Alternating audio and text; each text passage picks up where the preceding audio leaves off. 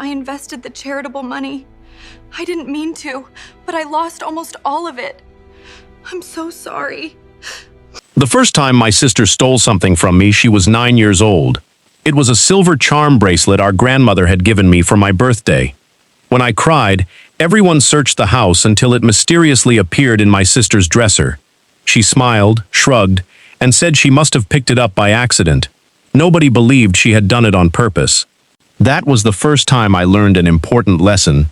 In my family, Emily was always given the benefit of the doubt. 23 years later, she stole something worth nearly $50 million, and everyone applauded her. What none of them knew was that my billionaire grandmother had already prepared for that exact moment. Before we begin, subscribe if you enjoy emotional family stories with unforgettable twists. And tell me in the comments where you're watching from. I love seeing how far these stories travel. My name is Sarah Bennett.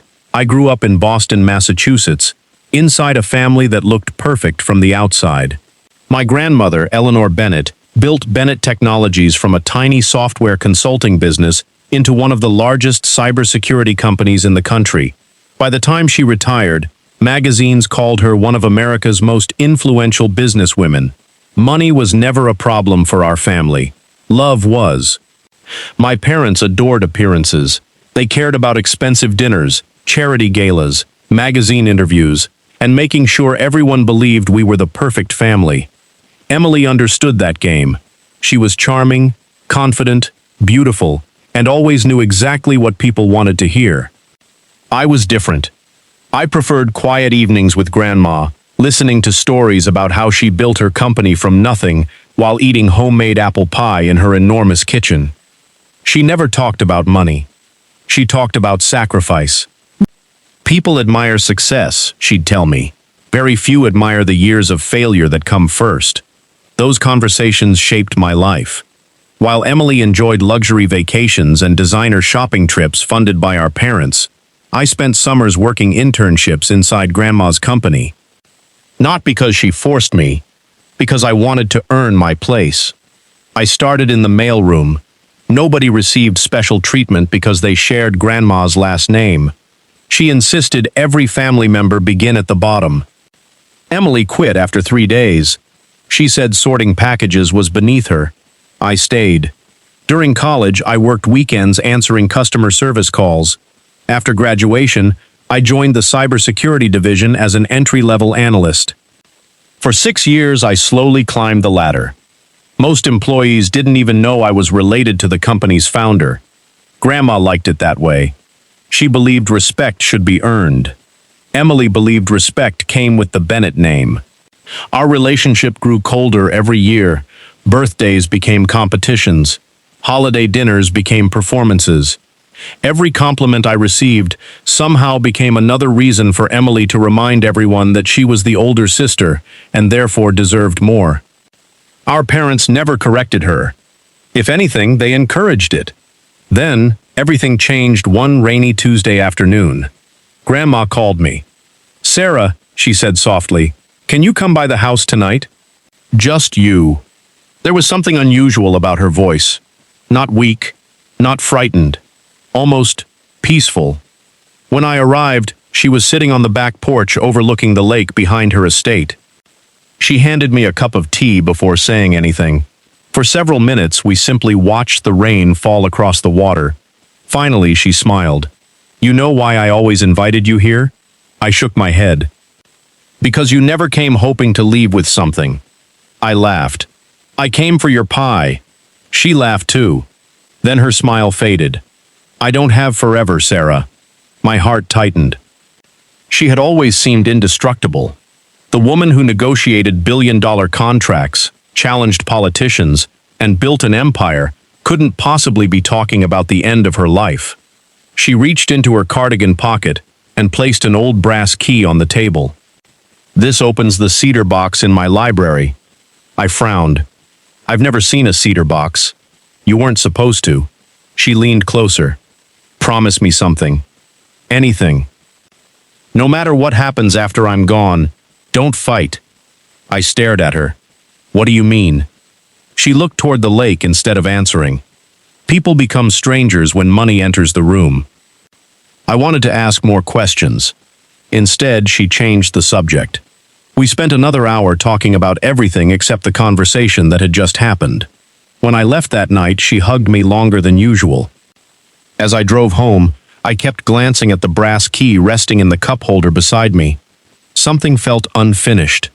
3 weeks later, my phone rang at 5:42 in the morning. It was my father.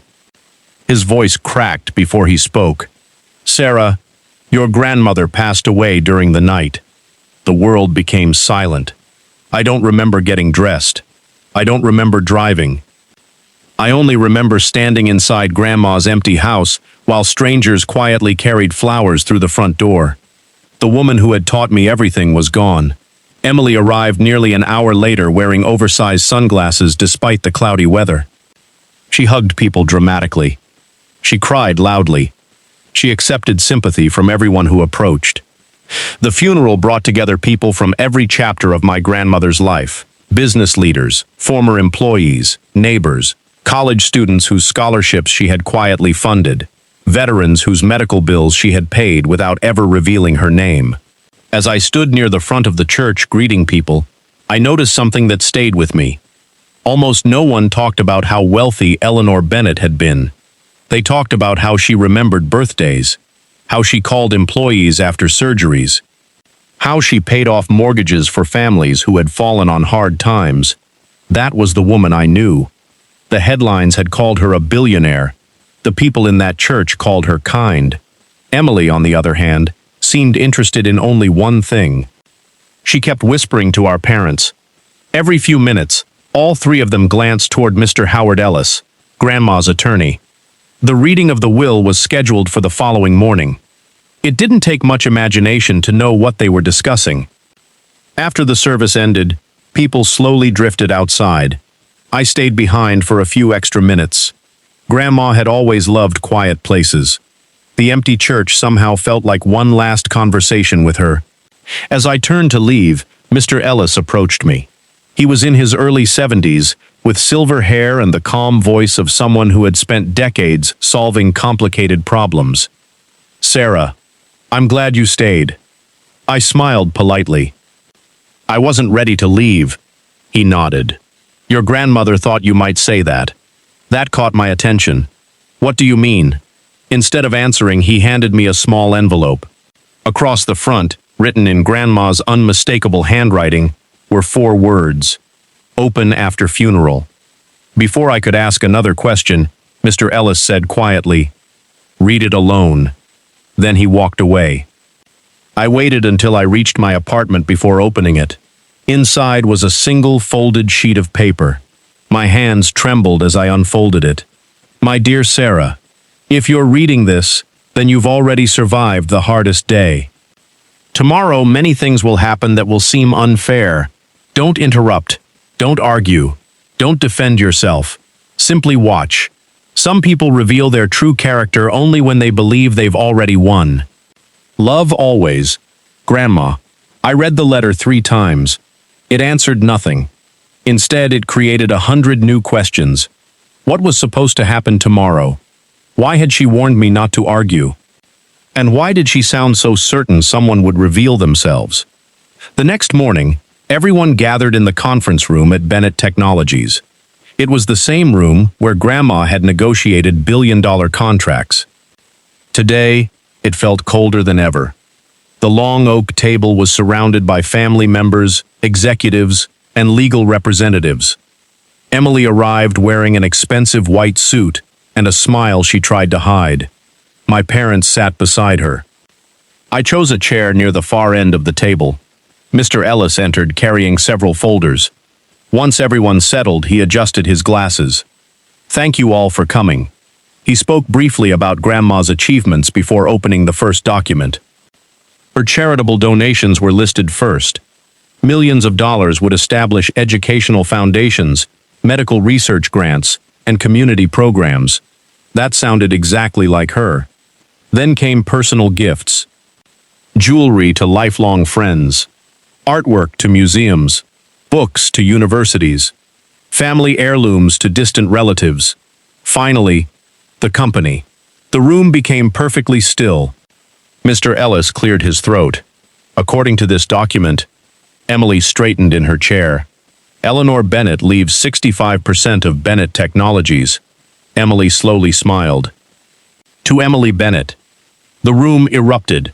My parents burst into tears. Emily covered her mouth in fake disbelief before standing to hug them. Executives exchanged uncertain looks. A few distant relatives applauded. I didn't move. Every muscle in my body froze. 65%. Grandma had spent years teaching me that leadership had to be earned. Why would she hand control of everything to someone who had never worked for it? Then I remembered her letter. Don't interrupt. Don't argue. I stayed silent. Emily looked across the room at me. There was satisfaction in her eyes. Not gratitude. Victory. I'm so sorry, Sarah, she said, without sounding sorry at all. You know, Grandma always believed I could handle responsibility. My father reached over and squeezed her shoulder proudly.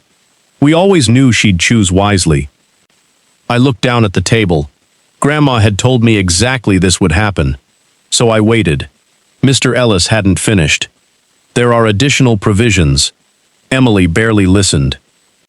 She was already asking questions about board meetings, voting rights, and ownership transfers.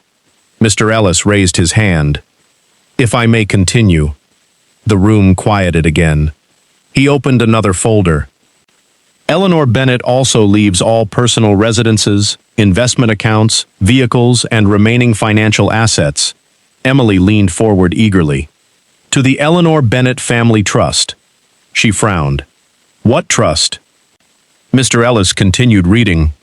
The trust will remain inactive until every condition outlined by Eleanor Bennett has been fulfilled. Silence. Emily looked confused. So, when do I receive everything? Mr. Ellis met her eyes. That depends. Depends on what? The conditions. She laughed nervously. What conditions? I'm not authorized to discuss them today. Her smile disappeared. What? The trust documents specify that the conditions will be presented after the initial inheritance has been formally accepted. Emily stared at him. You're joking. I assure you I am not. My mother leaned forward. Howard, this doesn't make any sense. It wasn't designed to. The room grew tense. Emily crossed her arms. Fine. I accept. Mr. Ellis nodded once. I expected you would. Then he closed the folder. That concludes today's meeting. People began standing, whispering to one another. Executives looked more confused than relieved. Emily tried stopping Mr. Ellis before he reached the door. What are the conditions? He smiled politely. You'll receive instructions tomorrow morning. She looked irritated. This is ridiculous. It was Eleanor's decision. As everyone filed out, I remained seated. Mr. Ellis walked past me. Without stopping, without turning around, he quietly said only 6 words. Bring the brass key tomorrow morning. I barely slept that night. Grandma's brass key sat on my nightstand beside her handwritten letter. Every time I looked at it, I heard her voice again. Don't argue. Just watch. By sunrise, I had read that letter so many times I could almost recite it from memory. At exactly 9 o'clock, my phone rang. It was Mr. Howard Ellis. Good morning, Sarah. Good morning. Did you bring the key? Yes. Good. Meet me at your grandmother's estate. Come alone. I'll be there. He hung up before I could ask another question. When I arrived, 20 minutes later, the front gates were already open. The mansion felt strangely different. Not empty. Waiting. Mr. Ellis was standing in the library, exactly where Grandma had spent countless afternoons reading. He smiled when he saw the brass key in my hand. I've been waiting for that. He walked toward an enormous walnut bookshelf that stretched from floor to ceiling. I had stood in that room hundreds of times. Never once had I noticed anything unusual. He reached behind a row of old history books and pressed something hidden. A soft click echoed through the room. Part of the bookshelf slowly swung outward. Behind it was a narrow room I had never seen before. I stood frozen. Grandma built this? I whispered. Mr. Ellis nodded. 25 years ago. Inside the room were shelves filled with leather-bound journals, neatly labeled folders, and a large cedar chest. My eyes immediately landed on the chest. "The key," he said. With trembling hands, I unlocked it. The lid creaked open. Inside were dozens of sealed envelopes. Each one had a name. Board members, executive team, family, Emily, Sarah. There was also a thick black binder. Across the front, Grandma had written, "If my family chooses wealth over character." A chill ran through me. Mr. Ellis gently lifted the binder. "Your grandmother believed preparation was better than regret." He opened the first page. Every document was organized by date. Meeting notes, financial records, signed statements, emails, even photographs. What is all this? Evidence. Evidence of what? He looked at me. Everything.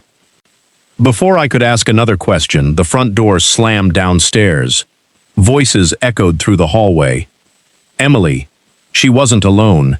My parents had come with her. Moments later, all three burst into the library.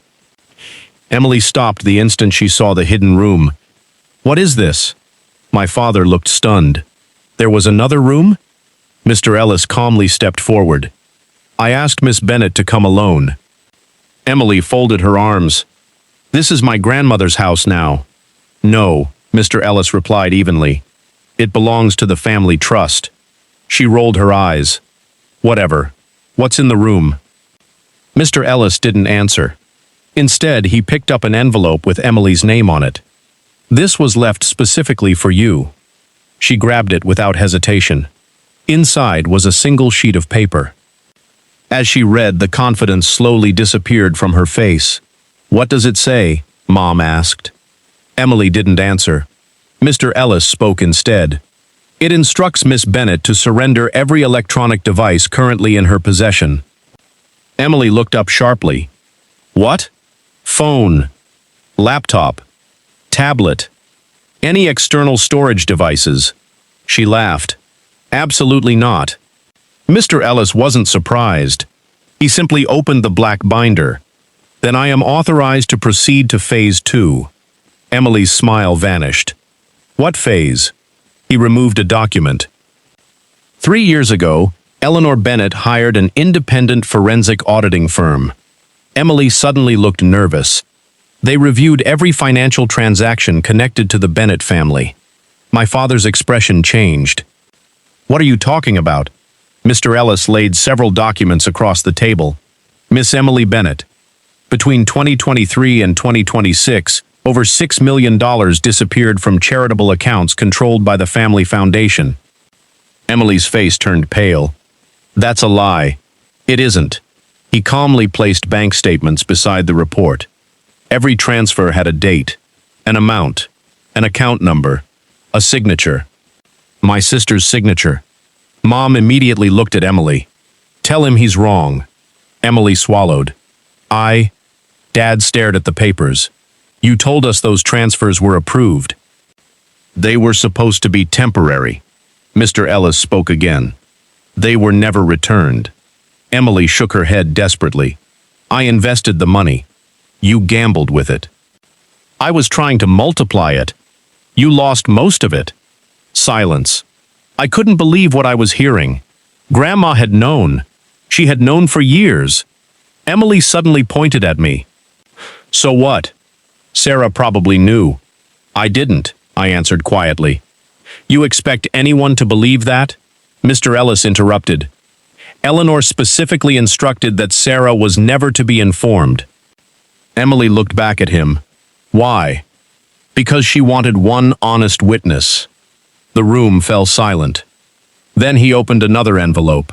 This one contained photographs. My father picked them up first. His hands began shaking. "What?" They showed Emily meeting privately with one of Bennett Technologies' competitors. Several meetings, different dates, different locations. One photograph clearly showed confidential company files on the table between them.